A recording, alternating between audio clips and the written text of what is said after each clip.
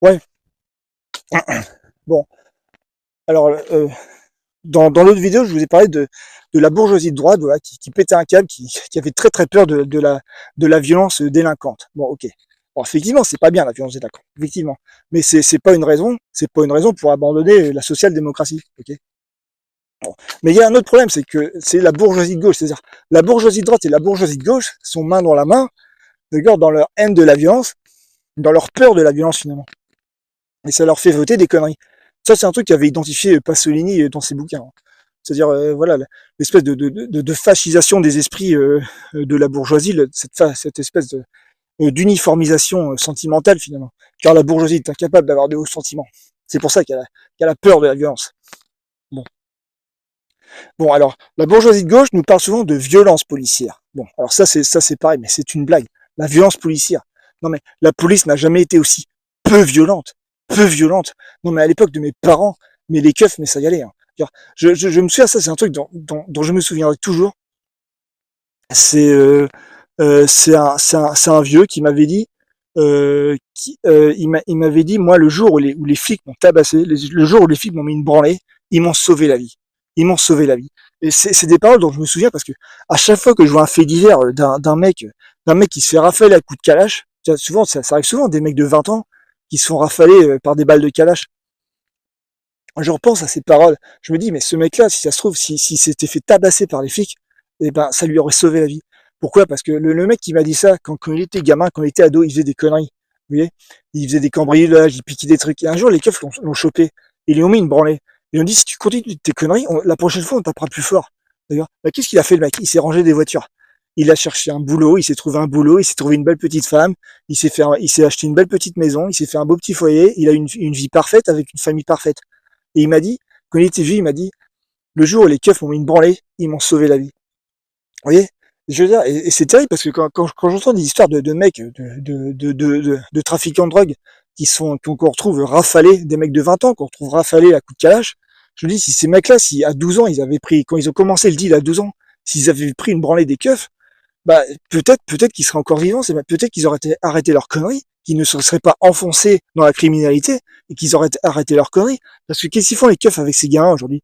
Ils les chopent, ils les emmènent au commissariat, ils leur font rien, ils leur disent, si tu continues tes conneries, tu vas mourir. Mais les gamins, ils en ont rien à foutre, ils rigolent. Parce que les gamins, ils se prennent pour Scarface. Ils disent, mais moi, j'en ai rien à foutre, parce qu'ils ont un réflexe très masculin, si vous voulez, de la distinction, de l'exceptionnalisme. C'est-à-dire, moi, ça m'arrivera pas. Moi, je suis le plus fort. Vous voyez? Ça, c'est un réflexe qui est très masculin. Et ce qui fait que, voilà, les gamins, ils rigolent. Ils en ont rien à foutre de ce que leur disent les keufs. Et résultat, bah, ils s'enfoncent dans la criminalité. Et à 20 ans, mais ils sont rafalés à coups de cash. Vous voyez? C'est que si les keufs leur avaient mis une bonne branlée quand ils ont 12 ans, quand ils ont 12, 13 ans et qu'ils se lancent dans la délinquance, mais ça les calmerait. Ça les pousserait, voilà, à retourner à l'école, à se trouver un stage, à, à se ranger des voitures, quoi. Mais non, les keufs, ils peuvent plus rien faire. Dès qu'un keuf lève la main sur un gamin, bah là, ça finit chez le juge. Vous voyez? À l'époque de mes parents, c'était pas comme ça. Hein. À l'époque de mes parents, mais un délinquant allait voir le juge, mais le juge, il l'envoyait chier. Hein. On dérangeait pas le juge pour une connerie comme ça. Maintenant, les juges, ils se plaignent d'être sûr, d'avoir trop d'affaires. Mais c'est parce qu'ils judiciarisent beaucoup trop de choses. Faut arrêter de tout judiciariser. Faut arrêter de systématiquement judiciariser la violence sur les hommes. Sur les femmes, c'est normal. Mais sur les hommes, mais rien à foutre. Mais démerdez-vous. On va pas faire un procès parce qu'un mec s'est pris un cocard, mais rien à foutre. Vous voyez? Oui, c'est-à-dire, il va falloir accepter une certaine forme. En fait, il n'y a pas assez de violence policière. Il n'y a pas assez de violence. Je sais bien, c'est polémique de dire ça, mais il n'y a pas assez de violence policière. Vous voyez, parce que le résultat, bah, comme les keufs, ils ont plus le droit de tabasser. Bah, le jour où ils sont face à un mec incontrôlable, ils sont obligés de flinguer. Ils sont obligés de flinguer parce ils peuvent rien faire d'autre. Plus les mecs s'enfoncent dans la délinquance, plus ils sont violents. Vous voyez, ça, mais c'est un truc, on se rend pas compte de la violence que c'était dans le passé, à l'époque de mes parents. Mais les keufs, mais ils tabassaient. Hein. Ils tabassaient. C'est un truc qu'on voit dans plein de films. Dans le film Le Doulos avec Lino Ventura, mais il se fait tabasser jusqu'à ce qu'il crache le morceau. Hein. Ouais, mais ça se passait comme ça. Hein. Tu te faisais choper par les keufs, ils te mettaient une branlée jusqu'à ce que tu craches le morceau. Hein. Et c'était un défi. Les truands, ils voyaient ça comme une sorte de défi. Il y avait ceux qui avaient résisté aux keufs et ceux qui parlaient, les traîtres. Vous voyez? C'était comme ça que ça fonctionnait. Bon, et j'ai connu un vieux qui travaillait dans le milieu de la sécurité. dans le milieu de la sécurité, parce que souvent le lumpen prolétariat, ça travaille dans le monde de la nuit, dans le monde de la sécurité.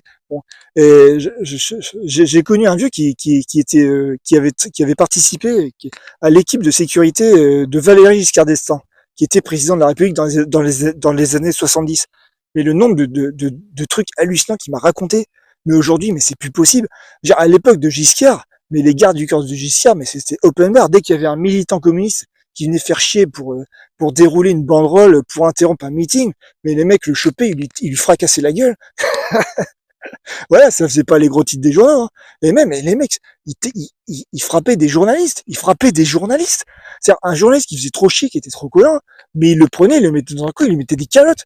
Mais aujourd'hui, mais vous imaginez, mais mettre une calotte à un journaliste, c'est un sacrilège. C'est un sacrilège. À l'époque de Giscard, mais ça se faisait, mais on calotait les journalistes, on calotait les militants communistes qui faisaient chier, c'est-à-dire entre militants, mais on se fracassait la gueule. Vous voyez, c'était beaucoup plus violent et ça n'était pas systématiquement judiciarisé, pris en compte dans des statistiques, c'était vu comme une violence, comme une violence finalement normale. Aujourd'hui, toutes les violences sont vues comme anormales. Alors d'un certain côté, tant mieux, c'est-à-dire les violences faites aux femmes, faites sur les enfants. Alors c'est normal qu'on ne supporte plus ce type de violence, c'est normal. Par contre, les violences sur les mecs, rien à foutre. Il va falloir retrouver un certain seuil de tolérance au niveau de la violence sur les mecs. Alors, je n'idéalise pas la violence, d'accord? Je n'aime pas la violence. Mais je veux dire, si on veut éviter une fascisation de la politique de ce pays, il va falloir qu'on retrouve un certain seuil de tolérance vis-à-vis d'une violence masculine. Et pour ça, il faut abandonner l'esprit bourgeois. Moi, j'en ai marre des bourgeois à la con, en costard-cravate à la télé, qui me racontent, voilà, qui m'expliquent ce que c'est que la France. Ils savent pas ce que c'est que la France, ils sont pas français. Ces mecs-là, ils se vendent. Ils se vendent. D'accord? Ok, bah, tu te vends si tu veux. Moi, j'en ai rien à foutre. Mais t'es un guignol. T'es pas français. D'accord? T'as pas de sentiment français. Ok? Bien. Être français, c'est avoir de hauts sentiments. C'est être Cyrano. Vous voyez? Bon. Et surtout, va peut-être falloir réinstaurer une certaine culture populaire de la violence. Alors, je sais pas comment on va faire parce que je sais pas comment on fait, parce qu'il y a plus de culture populaire, en fait, c'est mort. À l'époque de mes parents, bah, il y avait le cinéma, il y avait Bébel, il y avait les films violents de Bébel. C'était une violence de basse intensité, c'était une violence lumpen prolétarienne. Il y avait la praline de Bébel. La praline de Bébel, c'était comme ça, c'était la diagonale, la diagonale qui cassait l'écran. Comme ça. Alors aujourd'hui, le cinéma c'est mort. C'est-à-dire les gamins ils regardent plus de cinéma. Donc ça va être compliqué de réinstaurer une culture de la violence populaire au cinéma. Parce que ouais, la violence elle est là, hein. Elle existe, peut-être même qu'elle augmente, peut-être, parce que étant donné que de plus en plus de jeunes hommes sont déclassés, parce que le capitalisme devient de plus en plus exigeant, devient de plus en plus sollicitant, devient de plus en plus difficile à intégrer. Donc il y a beaucoup de jeunes hommes qui sont déclassés et qui s'enfoncent dans la culture de la violence lumpen prolétarienne. Donc la violence va augmenter. Mais c'est pas une raison pour voter extrême, ok? Il va falloir accepter un certain seuil de violence. Parce qu'en plus, la société française est intrinsèquement violente. Elle est très violente. Parce que c'est une société avec de très hauts sentiments. Donc, donc voilà, je sais pas comment on va faire. Alors, il faudrait faire un film Peur sur la ville 2, d'accord? Sauf que Bebel, il est plus là. Donc c'est chiant. Donc je sais pas comment ça pourrait être Peur sur la ville 2 en 2025, parce que là, la France a peur de la violence. Donc comment ça se passerait Peur sur la ville 2? Alors ça se passerait un petit peu comme ça, vous voyez. Bebel qui débarque. Dis donc Minos, il paraît que tu roules en 4x4. C'est toi qui roules en 4x4? C'est toi qui rends Salomé Saké éco-anxieuse? Attends, bouge pas. Comme ça, vous voyez, comme ça.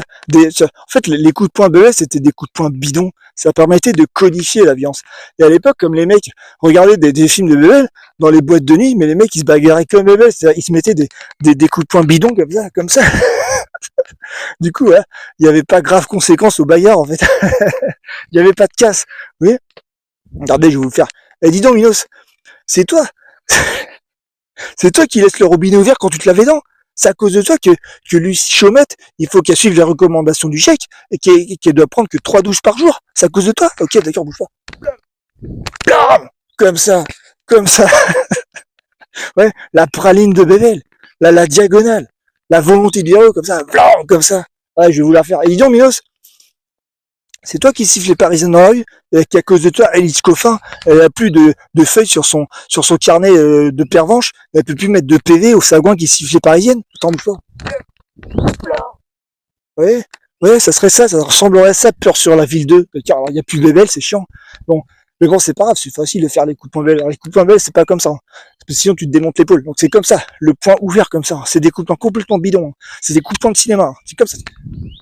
Comme ça.